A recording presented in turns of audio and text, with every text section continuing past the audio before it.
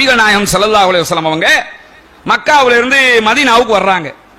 வந்து பார்த்தா முஹர்ரம் 10 எல்லாருமே நோம்போட, யூதர்கள் எல்லாம் நோம்பு பிடிச்சிட்டு இருக்காங்க. அப்ப ரசூலுல்லாஹ் கேக்குறாங்க, ஏன் நோம்போட இருக்கிறீங்க, ஏன் நோம்பு பிடிக்கிறீங்க அப்படின்னு கேக்குறாங்க. கேட்கும்போது யூதர்கள் என்ன சொல்றாங்கன்னு சொன்னா, மூசா அலைஹிஸ்ஸலாத்துக்கும் ஃபிரௌனுக்கும் இடையில வந்த பிரச்சனையில மூசா அலைஹிஸ்ஸலாம் ஓடிக்கிட்டே போவாங்கல்ல, ஃபிரௌன் துரத்திக்கிட்டு போறான், மூசா அலைஹிஸ்ஸலாம் ஓடிக்கொண்டே போவார்கள். எது வரைக்கும் ஓடுறது? ஒரு நாட்டுல ஓடி ஓடி ஓடி ஓடி, எது இலங்கை மாதிரி ஒரு தீவுன்னு வச்சுக்கிறீங்க, 4 பக்கம் ஒன்னாலும் கடல் தான்.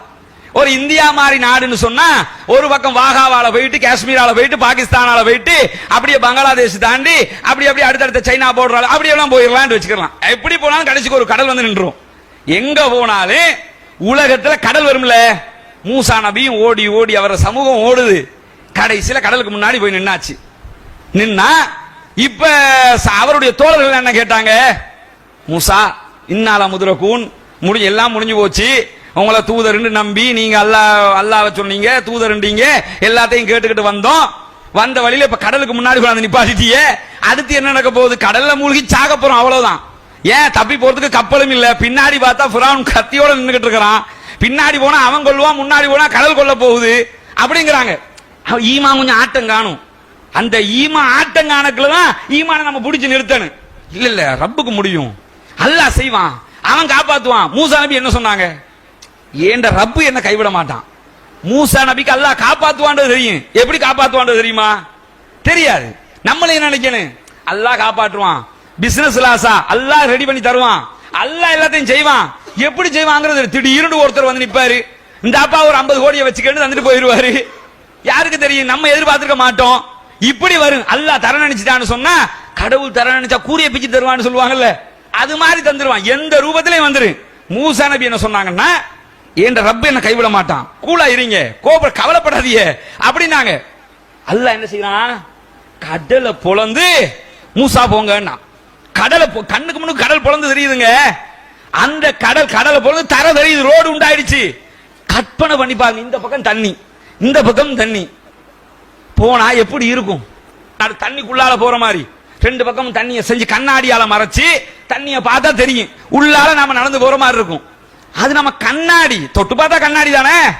மூசா நபி தொட்டு பார்த்திருந்தா கண்ணாடி இல்லது, தண்ணி. ஆனா தண்ணி இப்படி நிக்குது, தண்ணி நிக்குது, மூசா நபி போறாங்க. அல்லாஹ்வுடைய அருள். எப்படி அல்லாஹ் காப்பாத்தும்? கற்பனை பண்ணி பாருங்க. அல்லாஹ் நினைச்சிட்டா இப்படி காப்பாத்த முடியுமா? இப்படி நாம நினைக்க தேவையில்ல. அல்லாஹ் நினைச்சிட்டான்னு வைங்க, வர்ற தண்ணி அப்படி நின்றும். நீங்க தொட்டு பார்த்த நல்லா இருக்கியான்னு கேட்கலாம், தண்ணிட்ட கேட்டுவிட்டு நாம போகலாம். அந்த அளவுக்கு அல்லாஹ் காப்பாத்துறான். அப்ப மூசா நபி போயிட்டாங்க. ஃபிரௌன் என்ன பார்த்தான்? மூசா போறாருல, அப்ப நாமளும் போவோம். மன்னனா இருந்ததுக்கு மடப்பயலா இருந்திருக்கான் பாருங்க. என்ன செஞ்சான்? உள்ள நானும் போறேன்னு தான் போனான். போனதோட மூசா நபியை காப்பாற்றிய இறைவன் இவனுடைய பட போனதோட கடல் மூழ்கடிக்குது. மூழ்கடிக்க போதுதான் தொத்திக்கிட்டு சாகுற நேரத்தில் மூசாவுடைய ரப்பை நான் ஏற்றுக்கொள்கிறேன் அப்படிங்கிறான். அல்லாஹ் கேட்கிறான், ஆல் ஆன வக்கது அசைத கபுலு வகுந்த மினல் முஃப்சிதீன். அது கிண்டலாக அல்லாஹ் பேசுறான் அர்த்தம். என்ன கேட்கிறான்? ஹோ, இப்பதான் புத்தி வந்துச்சு உங்களுக்கு. மூசா அவ்வளவு பிரச்சாரம் பண்ணாரு, அல்லாண்டாரு, தூதர்னாரு, உனக்கு அறிவு ஏறல, மண்டையில வந்து நிக்கல, நீ தான் பெரிய ரப்பு. அவன் ரப்புன்னு சொல்லிக்கிட்டு இருந்தான். அவன் என்ன சொன்னான்? நான் தான் ரப்புன்னா. நீ ரப்புன்னு சொல்லிக்கிட்டு இருந்தல்ல, இப்ப மூசால ரப்பை ஏத்துக்கிறேன்னா உன் பவர் எங்க போச்சு? அல்லாஹ் கேட்கிறான், இப்பதான் புத்தி வந்துச்சா? இதுக்கு முன்னாடி எல்லா ஃபசாதையும் செஞ்சில்ல அப்படின்னு சொல்லி மூழ்கடிக்கிறான். இந்த மூழ்கடிச்சதுக்காக, தன்னை காப்பாத்திட்டானே அல்லாஹ்ங்கிறதுக்காக மூசா நபி என்ன செஞ்சாங்க? ஒரு நோன்பு பிடிச்சாங்க. அந்த நோன்பு தான் இந்த நோன்பு. இத யூதர்கள் ரசூலுல்லாஹ்ட்ட சொல்றாங்க. சொல்ல முடிய ரசூலுல்லாஹ் என்ன சொன்னாங்க தெரியுமா? ஓ, மூசா நபி நோட்டு இருந்தாங்கன்றதுக்காக நீ நோன்பு பிடிச்சிட்டு இருக்கிற. மூசா நபி நோன்பு பிடிச்சதுனால நீ பிடிக்கிறன்னா, உனக்கே மூசா நபியில நோன்பு பிடிக்கலும்னா, மூசா பிடித்த நோன்பை பிடிப்பதற்கு உன்னை விட தகுதி நாங்கள் தான். யாரு தகுதி? நம்ம தானங்க. நம்ம தானே நபின்னு சொல்லிக்கிட்டு இருக்கிறோம் அவரை. இன்னைக்கும் ஈசா நபி நபின்னு நம்ம தானே சொல்லிக்கிட்டு இருக்கிறோம். நீ எல்லாம் கடவுள் ஆக்கிட்டு போயிட்டியே. நாங்க இன்னைக்கு அவரை மனிதர், அல்லாஹ்வுடைய தூதர்னு சொல்லிக்கிட்டு இருக்கிறோம். அப்ப யாருக்கு தகுதி? நமக்கு தான் தகுதி. அதனால ரசூலுல்லாஹ் என்ன சொன்னாங்கன்னா, நான் பிடிப்பேன், எல்லாரும் அந்த நோன்பை பிடிங்க.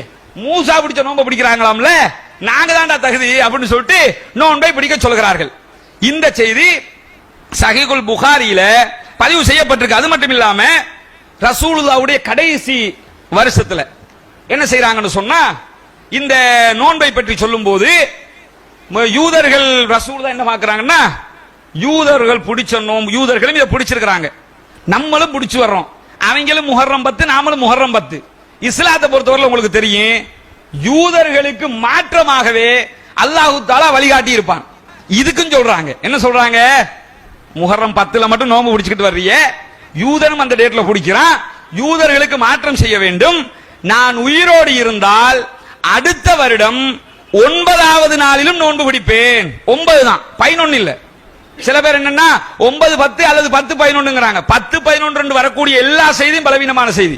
9 அல்லது 9 10 ஆசூரா தாசுவா.